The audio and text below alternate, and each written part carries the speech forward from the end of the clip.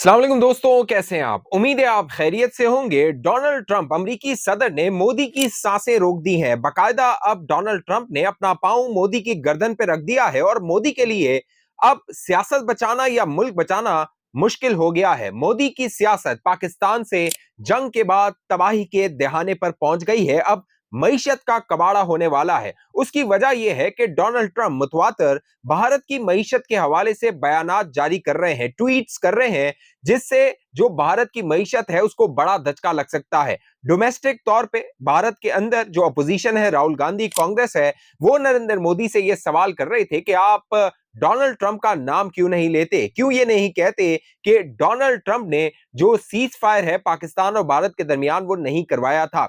अब जहां पाकिस्तान और भारत के दरमियान सीज फायर का मामला था कि वो डोनाल्ड ट्रंप ने करवाया या नहीं करवाया, अब नया कट्टा खुल गया है। भारत के लिए मजीद मुश्किलात बढ़ गई हैं, क्योंकि डोनाल्ड ट्रंप हर दिन ये बयान जारी कर रहे हैं कि वो भारत पर मजीद पाबंदियां लगा सकते हैं। आखिर ये सारा मामला हुआ क्यों और कैसे? क्यों डोनाल्ड ट्रंप इतने दूर चले गए भारत से? तो अब कहानी खुलना शुरू हो गई है। मामला है यूक्रेन और रशिया की वॉर का। दोस्तों, यूक्रेन और रशिया की वॉर, जिसको डोनाल्ड ट्रंप कहते थे कि वो 24 घंटों में रुकवा देंगे, खत्म करवा देंगे, क्योंकि उन्हें यह एतमाद था कि जो रूसी सदर व्लादिमीर पुतिन है वो उनकी बात मानेंगे, वो उनके अपने आप को बहुत करीब समझते थे। जिस तरह नरेंद्र मोदी ये समझता था कि वो डोनाल्ड ट्रंप का फ्रेंड है, दोस्त है, उसी तरह डोनाल्ड ट्रंप ये समझता था कि रूस का सदर व्लादिमीर पुतिन उसका फ्रेंड है, उसका दोस्त है, और उसके कहने पर ये जंग खत्म कर देगा और यूरोप में जो डोनाल्ड ट्रंप है वो ये बता सकेगा कि देखो,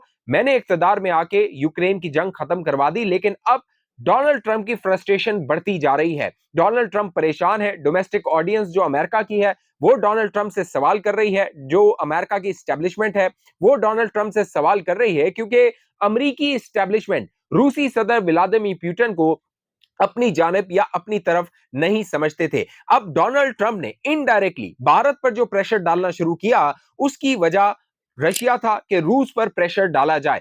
डोनाल्ड ट्रंप ने जो भारत को धमकी दी, उसके बाद भारत पर जो टैरिफ था, जो कि उस पर इजाफा कर दिया गया। साथ साथ डोनाल्ड ट्रंप ने कहा कि जो पेनल्टी है वो भी लगाई जाएगी अगर भारत रशिया से ऑयल इंपोर्ट करेगा। लेकिन दोस्तों, जो भारत के अंदर लोकसभा में जो नरेंद्र मोदी ने खिताब किया था, उसमें डोनाल्ड ट्रंप का नाम नहीं लिया था। राहुल गांधी कहता रहा कि डोनाल्ड ट्रंप का आप नाम लीजिए, कि डोनाल्ड ट्रंप ने सीज फायर नहीं करवाया था, उनका कोई किरदार नहीं था। जो भारत था उसने खुद सीज फायर किया, पाकिस्तान और भारत के दरमियान ये सीज फायर हुआ, लेकिन नरेंद्र मोदी की जबान पर डोनाल्ड ट्रंप का नाम नहीं आ रहा था। लेकिन अब जो भारत की वजारत खारजा है, उसने एक सफे का एक बयान जारी किया, उसमें 4 से 5 पॉइंट्स थे जिनकी जानिब पर इशारा किया गया। अब जो भारत है वो ये कहने पर आ गया है कि अगर हम रशिया के साथ, रूस के साथ ट्रेड कर रहे हैं तो फिर यूरोप भी कर रहा है। अमेरिका खुद जो हमें कह रहा है कि हमें रूस के साथ ट्रेड नहीं करनी चाहिए, वो भी तो खुद ट्रेड कर रहा है फर्टिलाइजर, केमिकल्स और यूरेनियम की।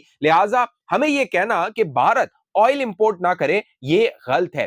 भारतीय जो वजारत खारजा है, एक्सटर्नल मिनिस्ट्री है, उसने जो एक सफे का बयान जारी किया दोस्तों, उसमें बाकायदा नंबर्स जारी किए गए। यूरोप कितना ट्रेड कर रहा है रशिया के साथ, अमेरिका कितना ट्रेड कर रहा है, यूरोप ने 2024 में कितना ट्रेड किया, और 2022 में यूरोप का जो रशिया के साथ ट्रेड था उसके नंबर्स क्या थे। इन नंबर्स के मुताबिक जो कि भारत की एक्सटर्नल मिनिस्ट्री ने जारी किए, ईयू यानी यूरोपीय यूनियन ने 2024 में 67.5 बिलियन यूरो की रूस के साथ ट्रेड की, रशिया के साथ ट्रेड की। साथ साथ एक्सटर्नल मिनिस्ट्री ने अपने बयान में बताया कि यूरोपीय यूनियन की जो सर्विसेज की ट्रेड है रशिया के साथ, वो 17.2 बिलियन डॉलर यूरो है, जो कि 2023 में थी और 2022 के मुकाबले में वो बहुत ज्यादा है।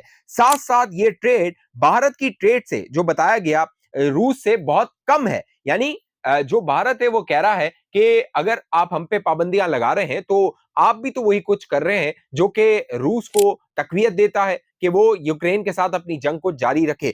अब भारत के अंदर यह सवाल हो रहा है कि जो नरेंद्र मोदी है उसकी स्ट्रैटेजी, हिकमत अमली क्या होगी। दोस्तों, तारीखी तौर पे जो भारत है वो अमेरिका का अलाई रहा है। अमेरिका भारत को स्ट्रैटेजिक अलाई अपना कंसीडर करता है, और साउथ एशिया के अंदर अमेरिका ने भारत को चाइना को डराने के लिए रखा हुआ था कि चाइना के काउंटर में भारत को खड़ा किया जाएगा और चाइना को जब टफ टाइम देना होगा इकोनॉमिकली या फिर मिलिटरीली तो फिर भारत को इस्तेमाल किया जाएगा। लेकिन बजाय अब जो ऑप्टिक्स वाइज देखिए तो भारत अमेरिका को आंखें दिखा रहा है या यूं कहिए कि अमेरिका से दूर जा रहा है। और बड़ी जो डेवलपमेंट है वो दो शख्सियत जो भारत की हैं उनका रशिया का दौरा है। वो रूस जा रही हैं या पहुंच चुकी होंगी अब तक। अजीत डोवाल जो नेशनल सिक्योरिटी एडवाइजर हैं और जयशंकर जो कि फॉरेन मिनिस्टर हैं। अब नरेंद्र मोदी ने इन दोनों शख्सियत को रूस क्यों भेजा और रशिया में ये कौन सी अहम मुलाकातें करने वाले हैं? दोस्तों, Ajit Doval national security adviser है, यानी जो नेशनल सिक्योरिटी बनती है, हिकमत अमली बनती है भारत की, उसमें अजीत डोवाल का बहुत कलीदी, बहुत इंपॉर्टेंट रोल होता है। और जो नरेंद्र मोदी है वो अजीत डोवाल को दोस्तों अपने बहुत करीब रखता है। इसी तरह जो जयशंकर जो कि फॉरेन मिनिस्टर है वो भी नरेंद्र मोदी का कहिए लेफ्ट हैंड है। अगर अजीत डोवाल राइट हैंड है तो जयशंकर लेफ्ट हैंड है। और अब ये दोनों रूस में, रशिया में मौजूद हैं। इसकी सिग्निफिकेंस ये भी है कि जो रशिया है वो कोशिश कर रहा था कि भारत को चाइना के करीब लाया जाए, चाइना और भारत के दरमियान जो कशीदगी है उसको कम किया जाए, क्योंकि रशिया को मालूम था कि मुस्तकबिल में आने वाले वक्त में जो चीन और भारत है अगर उनकी कशीदगी कम नहीं होती तो ब्रिक्स जो करने जा रहा है, ब्रिक्स का मंसूबा क्या है? देखिए, ब्रिक्स के अंदर चार जो इंपॉर्टेंट कंट्रीज हैं, मुमालिक हैं, उनमें ब्राजील है, रशिया है, इंडिया है और चाइना है। अब इस ब्रिक्स के अंदर जो कह लीजिए कि इंडिया था वो आउट था, क्योंकि इंडिया जो है वो यूएस के कैंप में था। लेकिन अब डोनाल्ड ट्रंप ने जो भारत के साथ किया है उसके बाद बाज़ाहिर ये नजर आता है कि जो इंडिया है वो अपनी फॉरेन पॉलिसी को रीथिंक करेगा। शायद हो सकता है कि वो जो रूस है, रशिया है, उसके ज्यादा मजीद करीब जाए और मुस्तकबिल में जो एक अलायंस बनने वाला है, अगर ब्रिक्स ये फैसला करता है कि हमने डॉलर के मुकाबले में अपनी करेंसी को लाना है और ब्रिक्स में मुख्तलिफ जो मुमालिक, दीगर मुमालिक हैं, ब्राजील, रशिया, इंडिया और चाइना के अलावा उनको शामिल करना है, तो जो डॉलर की कह लीजिए कि हेजेमनी है, क्योंकि पूरी दुनिया में जो ट्रेड होती है वो डॉलर में होती है, लेकिन ब्रिक्स जो है दोस्तों वो अपनी करेंसी लाना चाहता है। वो चाहता है कि ब्रिक्स की अपनी करेंसी और उसी में दुनिया में ट्रेड हो। अगर ये मामला होता है, अगर ब्रिक्स का ये मंसूबा कामयाब हो जाता है तो डॉलर के लिए बहुत बड़ा धचका होगा और साथ साथ ये धचका डोनाल्ड ट्रंप की पॉलिटिक्स के लिए होगा। डोनाल्ड ट्रंप को ये बड़ा धचका लगेगा। दोस्तों, एक चीज जहन में रखिए कि जो डोनाल्ड ट्रंप है वो आखिरी मर्तबा जो सदर है वो बना है अमेरिका का। इसके बाद वो अगली टर्म अमेरिका की नहीं ले सकता।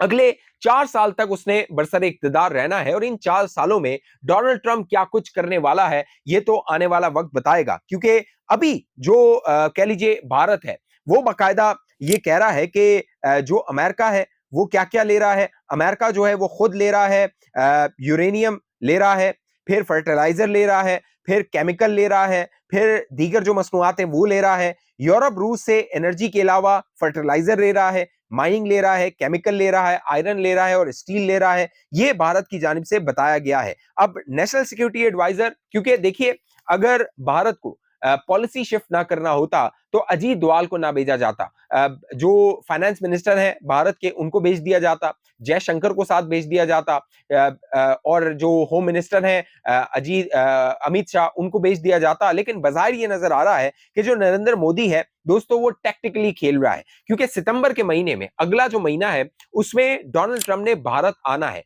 क्वाड की मीटिंग होनी है, चार जो ममालिक है क्वाड के वो भारत में उसकी समिट होने वाली है। और जिस तरह ये टेंशन बढ़ रही है भारत और अमेरिका के दरमियान, अगर डोनाल्ड ट्रंप स्किप करता है, डोनाल्ड ट्रंप भारत नहीं आता सितंबर में क्वाड की मीटिंग में, तो फिर ये टेम्परेचर मजीद बढ़ेगा, मजीद जो कशीदगी है उसमें इजाफा होगा। जो रूसी सदर व्लादिमीर पुतिन है दोस्तों वो सरेंडर करने को तैयार नहीं है। वो अगर उसने कहा है, व्लादिमीर पुतिन ने, अगर मैं कोई डील करूंगा, मामला तय करूंगा तो अपनी शराइत पर करूंगा। ये नहीं हो सकता कि मुझे अमेरिका डिक्टेट करवाए और कहे कि आपने ये चीज माननी है और इस चीज से इनकार करना है। मैं जेलेंस्की नहीं हूं। ये जेलेंस्की वही है यूक्रेन का सदर जिसको व्हाइट हाउस में बुलाकर डोनाल्ड ट्रंप ने जलील किया था, रुसवा किया था कैमरे के आगे। और उस वक्त लगता था कि जो डोनाल्ड ट्रंप है वो पुतिन के साथ है। लेकिन अब जो डोनाल्ड ट्रंप है उसने बड़ा शिफ्ट लिया है और पुतिन पर दबाव डालने के लिए वो हर हद तक जाना चाहता है। साथ साथ जो खबर आ रही है, अजीत डोवाल जो गया है रशिया, रूस, वहां पर उसने S-400 जो कि डिफेंस सिस्टम है रशिया का, क्योंकि वो 2026 में भारत को डिलीवर होना था। अब भारत की ये कोशिश है, इंडिया की ये कोशिश है कि जल्द से जल्द ये रूस की जानिब से उन्हें डिलीवर कर दिया जाए, क्योंकि पाकिस्तान के साथ जो कशीदगी रही है भारत की, उसमें भारत को यह एहसास हुआ कि टेक्निकली टेक्नोलॉजिकली उनको मात पड़ी है, क्योंकि दुनिया ने यह तस्लीम किया कि जो डिफेंस सिस्टम था भारत का वो नाकाम हुआ था। भारत अपने जहाज नहीं बचा सका था। भारत की जो पाकिस्तान के खिलाफ कैलकुलेशंस थी वो गलत साबित हुई थी। पाकिस्तान का जो PL-15 मिसाइल था उसकी जो रेंज थी उसके हवाले से गलत कैलकुलेशंस थी। लिहाजा अब जो भारत है वहां पर बड़ा कह लीजिए सोच विचार के बाद ये पॉलिसी शिफ्ट लाने की कोशिश की जा रही है। साथ साथ जो भारत है, क्योंकि वहां पर गोदी मीडिया है, अब जो एक्सटर्नल मिनिस्ट्री ने यह बयान जारी किया उसके बाद गोदी मीडिया ने दोस्तों ये कहना शुरू कर दिया कि जो नरेंद्र मोदी है उसकी जो 56 इंच का सीना है वो मजीद चौड़ा हो गया है, और नरेंद्र मोदी ने जवाब दे दिया। हालांकि नरेंद्र मोदी ने एक लफ्ज नहीं कहा, क्या जो भारतीय अवाम है वो अमेरिकन जो प्रोडक्ट्स हैं उनका बाइकआउट करेंगे? आपको याद होगा जब पाकिस्तान के साथ भारत की जंग हुई थी उसके बाद तुर्की का बाइकआउट कर दिया था, अजरबैजान का बाइकआउट कर रहे थे ये भारतीय शहरी। क्या अब अमेरिकी जो प्रोडक्ट्स हैं उनका भारतीय अवाम बाइकआउट करेंगे? मेरा नहीं ख्याल कि ये बाइकआउट करेंगे, क्योंकि उनको भी पता है कि उनकी जो असल हैसियत है भारत की वो क्या है। लिहाजा अब भारत के अंदर दोस्तों नरेंद्र मोदी के लिए मुश्किलात हैं, सियासी तौर पे भी मुश्किलात हैं, माशी तौर पे भी मुश्किलात हैं, और ये जो दोनों के दरमियान अब जंग शुरू हुई है, एक कोल्ड वॉर शुरू हो गई है। मुझे ये लगता है कि भारत को शायद ये एहसास होगा कि रूस के साथ जाना शायद घाटे का सौदा होगा, क्योंकि अमेरिका पे ज्यादा डिपेंडेंसी है भारत की बनिस्बत रशिया के।